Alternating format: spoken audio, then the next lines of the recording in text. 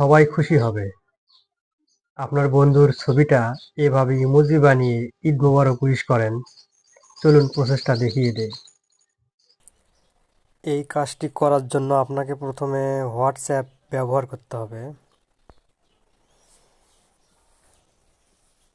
এখানে আপনি যে কোনো একটি হোয়াটসঅ্যাপ নাম্বারে প্রবেশ করবেন। আমি যার কাছে পাঠাবো তার অ্যাকাউন্টে প্রবেশ করলাম। এখানে দেখতে পাচ্ছেন মেসেজ যে অপশনটা আছে, এর বাম পাশে এক স্টিকার আছে। এই স্টিকার, ইমোজি স্টিকারে আমি ক্লিক করে দেব। এরপর ক্রিয়েট অপশনে আমি ক্লিক করে দেব।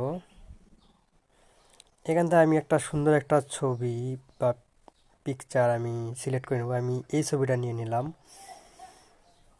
এখানে প্রসেস হবে এবং ছবিটা ব্যাকগ্রাউন্ড সহ চেঞ্জ হয়ে এবং একটি ছবিটাকে স্টিকারের মতো দেখাবে। এখানে আমি জুম ইন জুম আউট করতে পারবো ইচ্ছে করলে। কাজের সুবিধার্থে জুম ইন করে নিলাম। এখানে আমি ইচ্ছা করলে টেক্সট বসাতে পারবো। আমি এখানে টেক্সট দেব। আমি লিখে নিলাম ঈদ মোবারক, যেহেতু ঈদ মোবারক হিসেবে আমি উইশ করব।